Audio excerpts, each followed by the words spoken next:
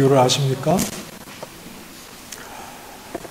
이런 제목의 책은 굉장히 우리를 자극하죠. 기도의 응답이라는 내용도 그렇겠지만 질문을 하고 있기 때문에 그렇습니다. 이유를 아십니까? 이렇게 질문을 한다는 것은 왜냐하면 이렇게 대답을 할 준비가 되어 있다는 말이겠죠. 그래서 책을 보면 크게 두 가지 이유를 말합니다. 하나는 당신의 기도가 응답받지 못하는 이유가 하나님께서 더 큰 응답을 준비하고 계시다. 나사로가 병에 걸려서 마르다와 마리아 누이가 예수님에게 사람을 보내지 않습니까? 좀 빨리 오셔서 고쳐달라고. 그랬더니 예수님께서 일부러 늦게 오시죠. 일부러 더디 오셔서 죽은 지 나흘 만에 오셨습니다. 그런데 병든 오라비를 고치는 것이 아니라 죽었던 오라비를 고쳐주는, 그래서 더 큰 하나님의 영광을 돌리게 하신다. 그 다음에 또 하나, 당신의 기도가 응답받지 못하는 이유를 아십니까?의 두 번째 이유는 당신이 잘못되었기 때문에 그렇습니다. 자, 이런 거죠. 그 기도의 방향이 좀 잘못되었던지, 아니면 기도를 하지만 죄 가운데 있던지, 뭔가 좀 하나님께서 응답하실 만한 그런 모습을 갖추지 못했기 때문에 당신에게 문제가 있어서 하나님의 응답이 지연되고 있다. 이렇게 말합니다. 크게 이 두 가지 이유입니다. 자, 이 두 번째로 제시되는 해답은 엘리후의 말이기도 합니다. 여러분 성경을 한번 보실까요? 35장, 욥기 35장 12절과 13절 한번 보십시다. 함께 읽어보겠습니다. 35장 12, 13절입니다. 시작. 그들이 악인의 교만으로 말미암아 거기에서 부러지거나 대답하는 자가 없음은 헛된 것은 하나님이 결코 듣지 아니하시며 전능자가 엘리후는 욥의 간구를 하나님이 듣지 않으시는 이유를 분명하게 말합니다. 그건 욥에게 잘못이 있기 때문이다. 욥이 악을 저지르고 있기 때문에, 즉 죄 가운데 있기 때문에 하나님께서 욥의 기도에 침묵하고 계시다. 이렇게 지금 엘리후가 말하고 있습니다. 우리가 34장과 35장 다를 읽어보지는 않았지만 엘리후 역시 친구들과 동일하게 욥이 죄인인 것을 전제로 하고 계속해서 얘기를 합니다. 회개하라는 말이죠. 그런데 욥의 입장에서 엘리후의 말은 정답이 아닙니다. 그리고 우리도 엘리후의 말이 정답이 아니라는 것을 알고 있습니다. 자, 우리 신앙의 원칙들을 세워두는 것은 유익할 때가 있습니다. 원칙이 있으면 해답을 찾을 수 있기 때문에 그렇죠. 원칙을 세워두면 해답을 그 원칙에서 찾을 수 있기 때문에 그렇습니다. 하지만 욥의 경우에서 보는 것처럼 당신에게 왜 문제가 일어났는지 그 이유를 아십니까? 왜냐하면 이렇게 질문과 단순한 대답으로 모든 문제가 해결되지는 않습니다. 우리 신앙에 여러 가지 원칙을 세워놓고 그 문제에 대한 답을 그 원칙 속에서 찾으려고 하지만, 왜냐하면, 이유를 아십니까? 왜냐하면 이 단순한 두 문장으로 우리 신앙의 문제와 또 질문이 그렇게 해결되는 것은 아닙니다. 지난주에도 말씀드렸듯이 우리 신앙은 관계입니다. 관계. 하나님과 나와의 관계입니다. 하나님은 인격이시죠. 하나님의 인격이라는 말은, 하나님은 우리를 향해서 그분의 기쁨과 또 우리가 연약하고 또 부족할 때 우리를 안타까워하시고 슬퍼하시는 감정을 가지고 계시다 하는 겁니다. 우리는 다 그분에게서, 그분이 지었기 때문에 그분에게서 얻은 그런 감정들을 가지고 있습니다. 우리의 신앙이라고 하는 것은 어쩌면 우리의 주변에 일어나고 있는 모든 일들은 다 본질이 아닙니다.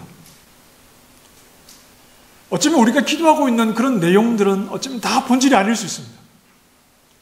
신앙은 관계입니다. 하나님, 인격이신 하나님과 인격인 나와의 관계, 그 관계를 하나님께서 가까이 하시고자 주변에 있는 것들을 하나님께서 이용하실 수 있죠. 그러니 본질적인 것은 하나님과 나와의 이 관계, 이 관계에 우리가 좀 집중을 해야 합니다. 인격과 인격은 원칙으로 정리되는 것이 아닙니다. 어떤 비결, 기도에 응답받는 비결, 이런 원칙으로 인격과 인격의 관계는 정리가 되는 것이 아니라 신뢰로 형성되는 관계입니다. 인격과 인격은 신뢰로 형성되는 관계지요. 자, 예를 들어서 부부가 행복하려면 어떻게 해야 됩니까? 부부가 행복하기 위한 조건에 집이 있어야 됩니다.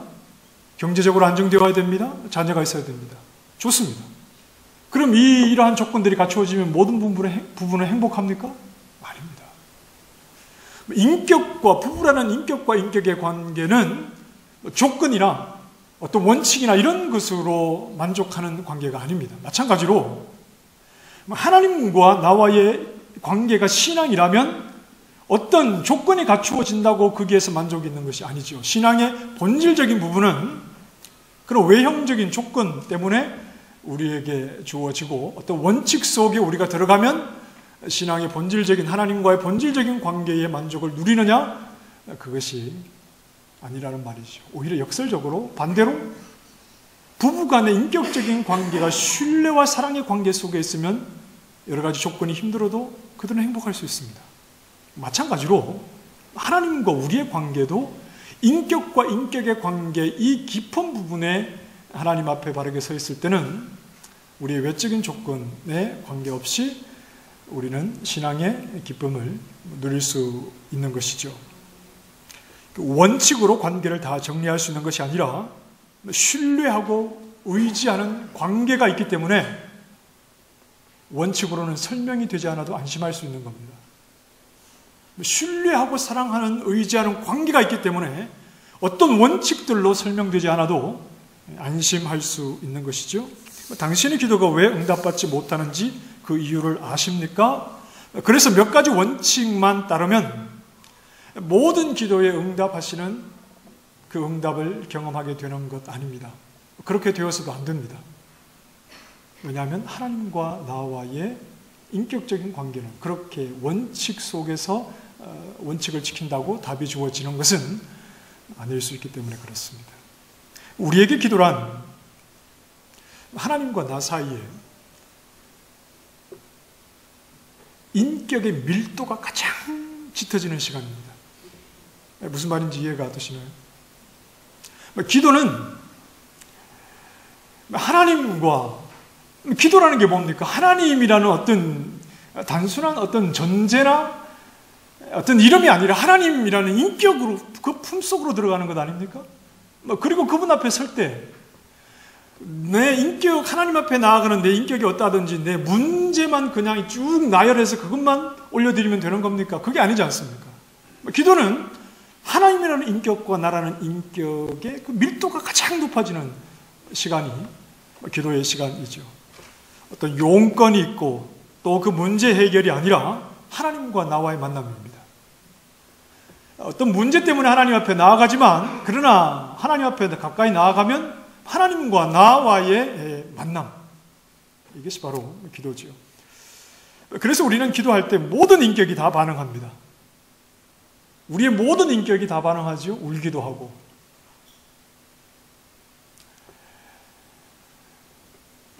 즐거워하기도 하고 감사하기도 하고 두려워하기도 합니다. 안심하기도 하고 또 깨닫기도 하고 때로는 고집을 피우기도 하고 또 사랑하기도 합니다. 하나님은 인격이시고 우리의 인격으로 그분에게 나아가기 때문에 그 기도의 자리에서 우리는 모든 인격적인 반응을 하나님 앞에 하게 되는 것이죠. 자, 이런 기도를 응답을 위한 몇 가지 원칙 안에서 정리해 버린다면 그건 관계가 아니라 사무적인 일처리입니다.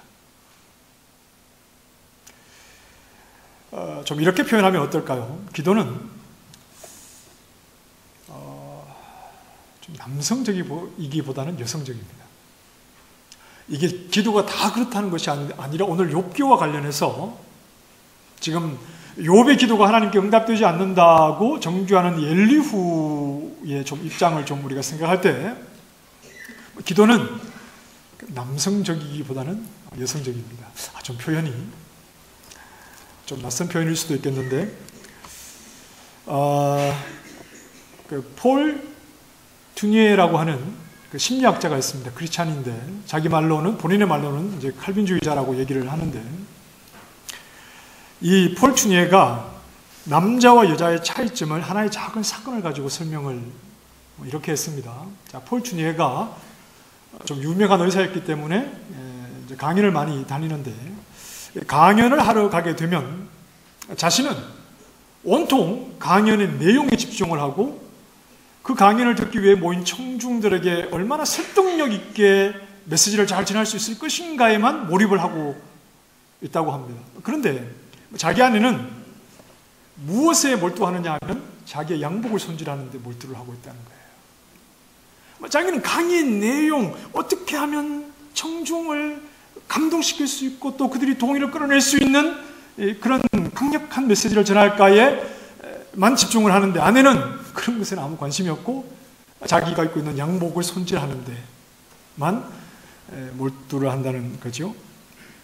이게 남자와 여자의 차이점이라는 말입니다. 자신은 사상에 몰두하는데 여자는 남편이라는 인물, 그 인간적인 모습에 몰두를 하고 있다. 자, 남자는 대체적으로 객관적이죠. 그리고 이성적입니다. 여기에 비해서 여자는 좀 인격적이고 감정적일 때가 많죠. 그래서 드라마의 슬픈 장면을 보면 여자들은 어떡하죠? 여러분 드라마 안 보시나요? 드라마의 슬픈 장면, 드라마에서 누가 막 울고 슬퍼하면 여자들은 어떡합니까? 휴지, 티슈 그래가지고 막 훌쩍훌쩍 합니다. 남자들은 어떡하죠? 연기 잘하는데? 저 혹시 인공 눈물 아닙니까? 여자는 감정적인데 남자는 좀 이성적이죠. 남자는 대체적으로 사무적입니다. 일 중심이죠. 남자들은 모여서 밥을 먹을 때도 무슨 얘기합니까? 일 얘기합니다. 그리고 일이 어떻게 해결되었느냐에 관심을 가집니다. 그래서 얘기를 들어도 결론부터 얘기하라고 그러죠. 그래서 결론이 뭐냐? 남자는 이렇습니다. 그런데 여자는 그렇지 않죠. 사람이 중요합니다. 일이 아니라 사람이 중요합니다.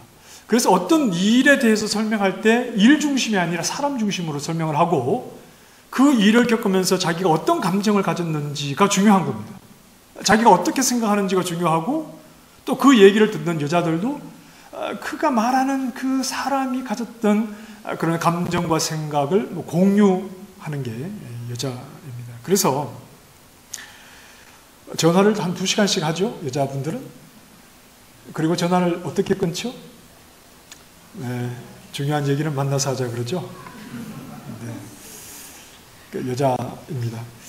여자들이 전화를 끊는 이유는 할 이야기가 없어서 끊는 일은 없습니다. 남편의 잔소리 때문에 끊습니다.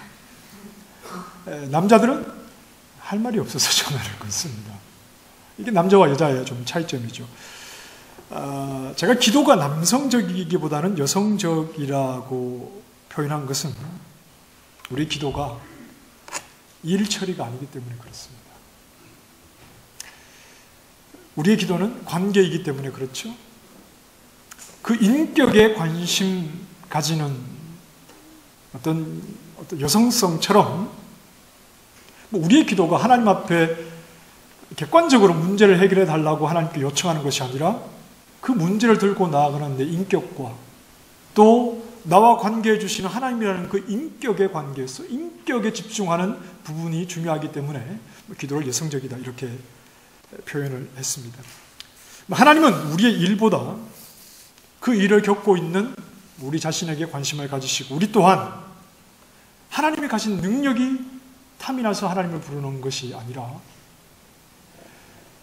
하나님이 무엇을 원하시는지 하나님의 뜻을 묻고 하나님 그분에게 주목하는 것이 기도입니다.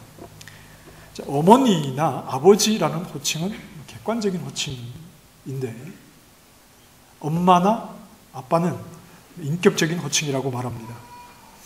그러니까 아버지라는 호칭은 역할의 비중을 둔 반면에 아빠라는 호칭은 관계에 비중을 둔 호칭이다, 이렇게 말합니다. 우리는 기도할 때 하나님을 아빠라고 부릅니다. 아빠, 아버지라고 부르죠. 우리가 하나님을 부르는 것은 역할을 해달라는 것이 아니라 관계 속에 들어가고 싶다는 겁니다. 인격적으로 다가간다는 것이죠. 그러니까 남성적인 것이 중요하냐, 여성적인 것이 중요하냐를 말하려고 하는 것이 아니라 이 두 가지는 다 한 분 하나님에게서 나왔죠. 사람이 혼자 사는 것이 좋지 못해서 하나님께서 여자를 지으셨는데 이 두 가지는 돕는 배필로 지으셨기 때문에 어떤 남성성과 여성성은 함께 서로가 보완되는 것이 하나님이 원하시는 그런 사람들의 모습이겠죠. 자, 이런 면에서 보자면 엘리후는 지나치게 남성적인 경향입니다. 욥을 볼 때 하나님과 욥의 관계에 어떤 욥의 어떤 인격적인 그 부분에 집중하기보다 욥이 처한 그 환경과 욥이 처한 그 문제, 거기에 좀 집중을 하고 있죠.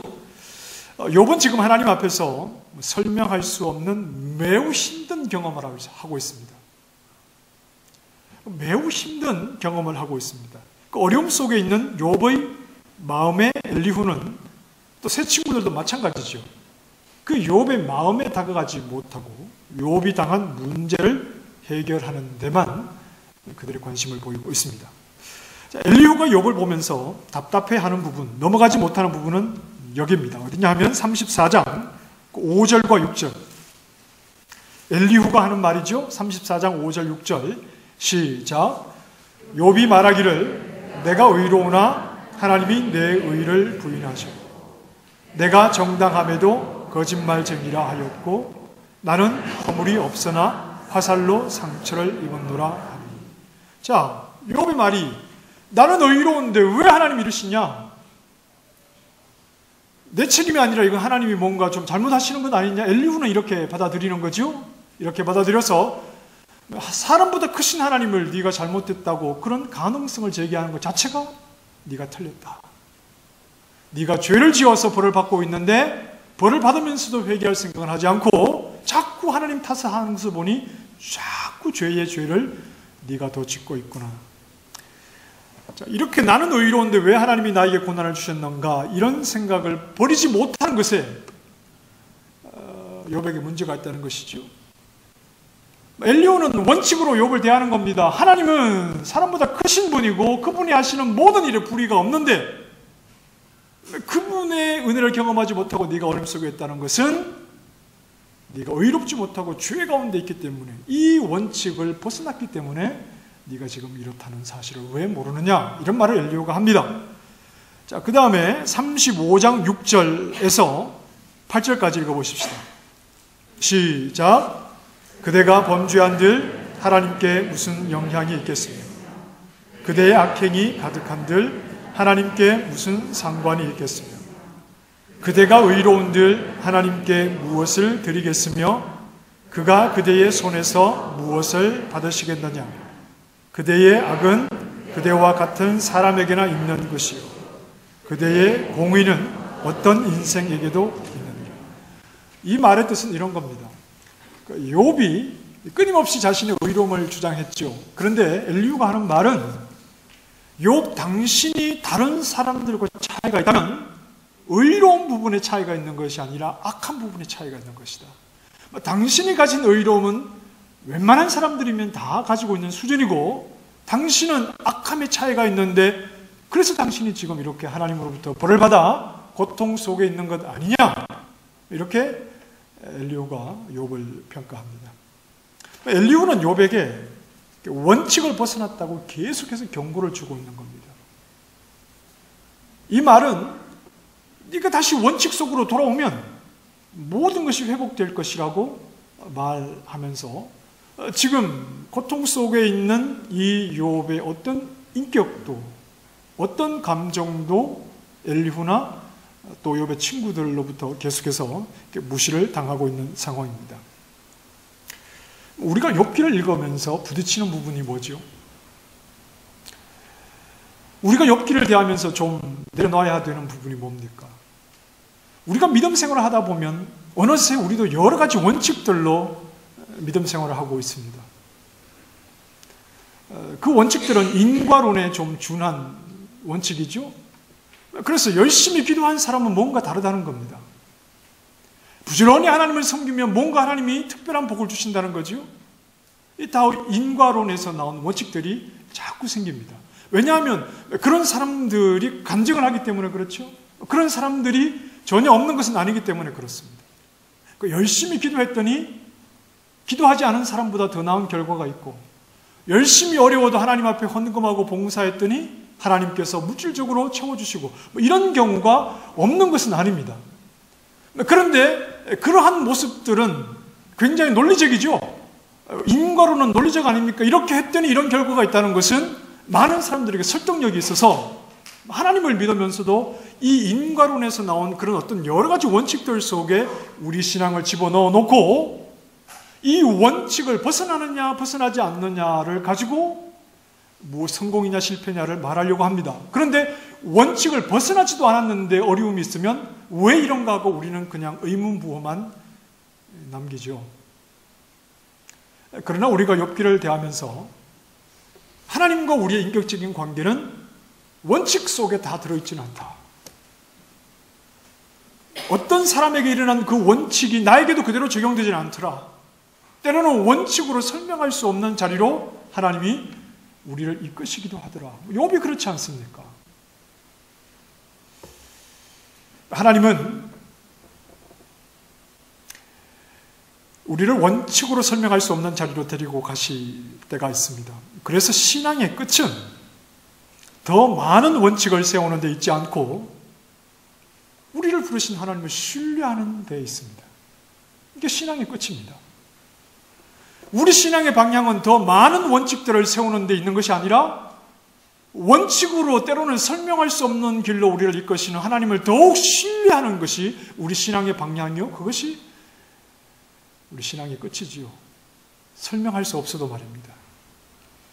왜냐하면 이유가 무엇인지 아십니까? 왜냐하면 이런 단순한 논리로 설명되지 않는 내 신앙의 현장에서 비록 지금의 상황이 설명되지 않아도 우리는 하나님을 신뢰하는 쪽으로 우리의 신앙의 방향이 나아가게 되는 겁니다. 하나님은 모든 감정을 배제한 채 우리의 문제를 해결하시는 데 관심이 있는 것이 아닙니다. 때로는 하나님은 문제 해결은 좀 뒷전이고 우리의 감정과 우리의 의지와 우리의 마음의 그 중심을 만지시는데 더 관심이 있어 보이실 때도 있습니다. 모든 감정을 배제한 채 그저 사무적으로 하나님 앞에 기도의 제목으로 문제를 올려드리면 그냥 하나님께서 문제를 해결하는 식으로 이렇게 원칙 속에서 기도 응답을 주고받는 관계는 살아있는 관계가 아닙니다. 그게 아니라 하나님과의 관계라는 것은 우리가 문제도 해결해 주시지만 문제보다 우리의 인격과 우리의 중심의 관계를 가지셔서 그 하나님께로 우리를 가까이 부르시는 것이 우리의 신앙을 통해서 하나님이 우리를 이끌어 가시는 방향입니다. 그래서 인과론으로는 기독교를 이해할 수가 없는 겁니다. 인과론이 전혀 없는 것은 아니겠죠? 기도했을 때 하나님이 응답을 하시기 때문입니다. 그러나 인과론으로만 기독교를 설명할 수는 없습니다. 문제 해결을 위한 도구로 인과론이 작용할 때도 있겠지만 우리가 주변에서 보면 기도를 많이 했다고 늘 더 나은 결과가 주어지는 것만은 아닌 것을 우리는 알고 있습니다. 무언가를 열심히 했다고 항상 그렇게 하지 않은 사람보다 더 좋은 결과로만 주어지는 것만은 아니라는 것을 우리가 알 수 있습니다. 내가 하나님을 기대할 수 있는 것은 그만큼 내가 하나님께 무언가를 했기 때문이다 이렇게만은 설명할 수가 없는 것입니다. 그런데 하나님은 인과론이나 원칙으로는 다 설명이 되지 않습니다. 자, 엘리후가 욥의 간구에 하나님이 응답하지 않으시는 이유를 욥의 죄 때문이라고 그랬습니다.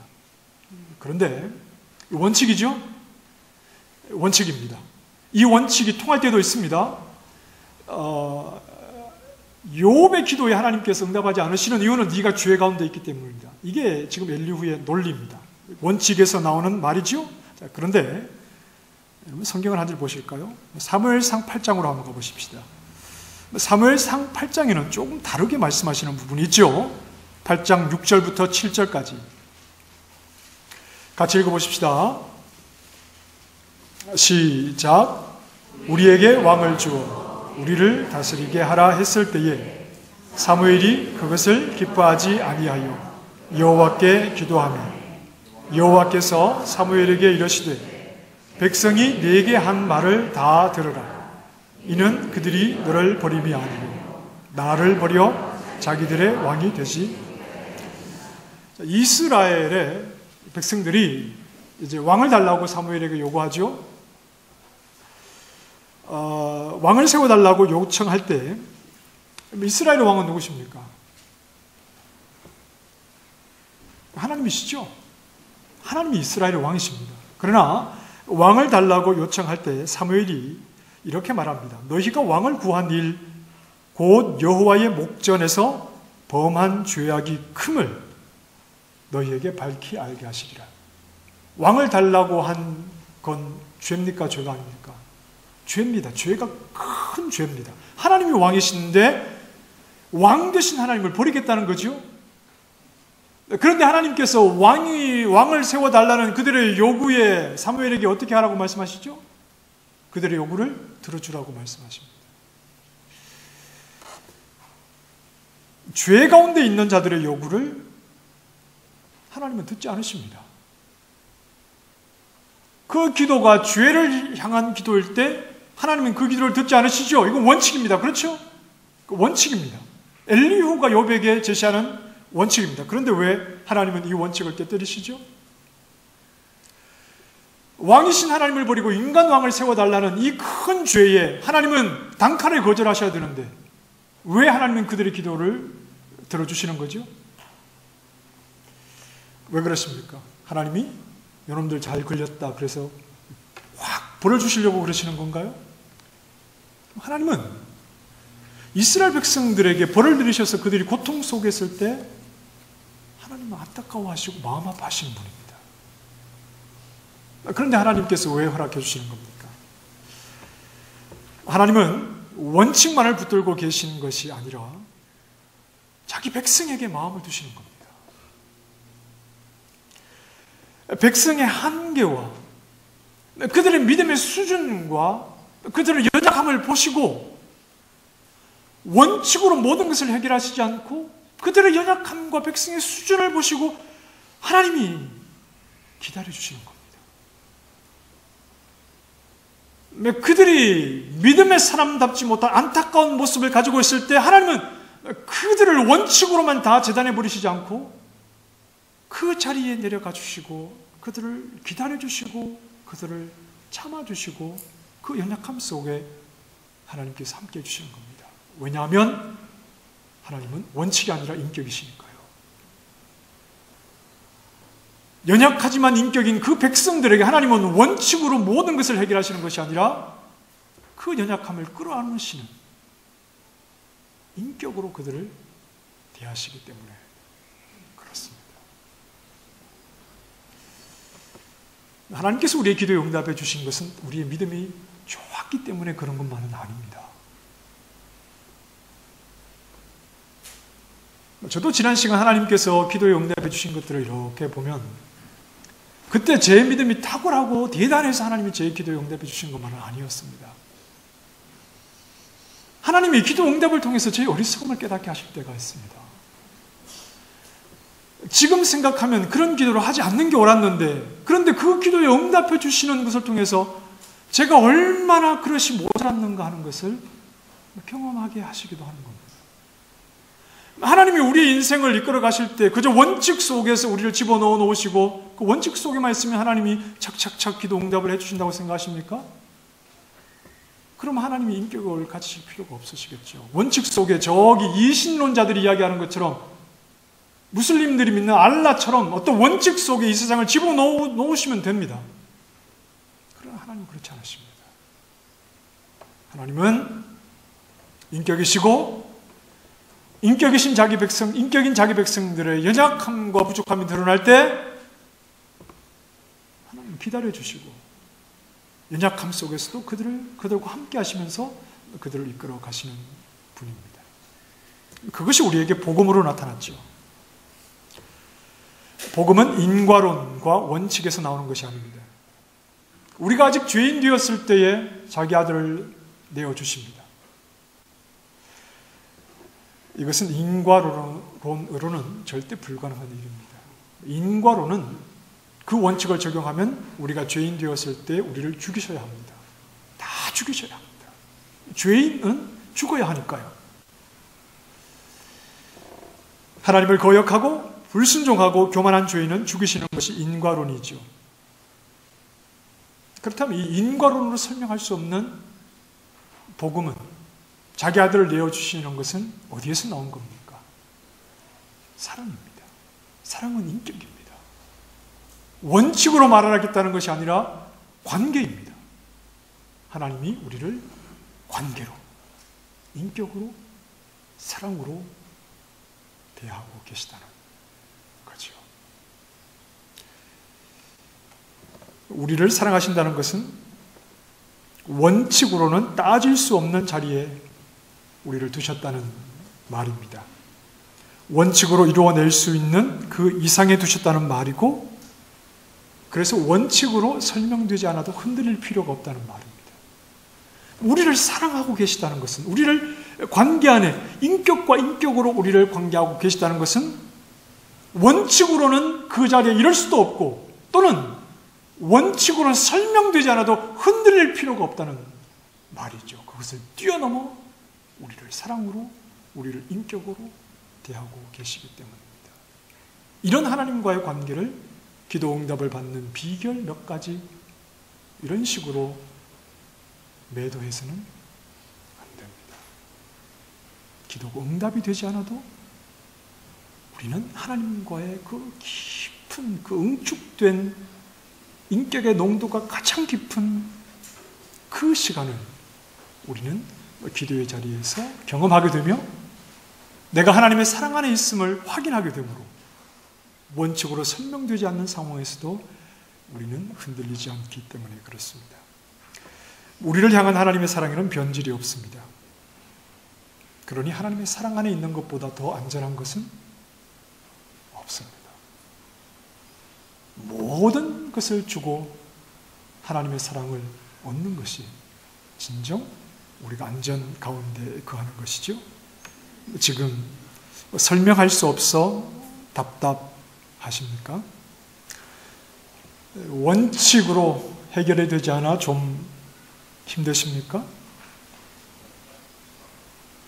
여전히 나를 사랑하시는 하나님을 신뢰하시기 바랍니다. 여전히 나를 사랑하시는 하나님을 신뢰하시기 바랍니다. 그리고 하나님을 아빠라고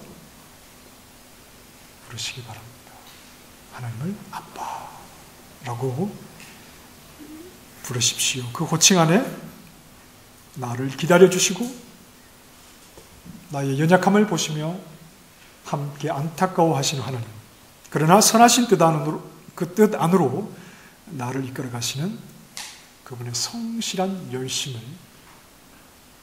경험하시게 될 겁니다. 하나님을 아빠라고 부르시며 그 사랑 안에 안심하시고 하나님을 따라가시기 바랍니다. 기도하겠습니다. 하나님, 우리에게 아들을 주시어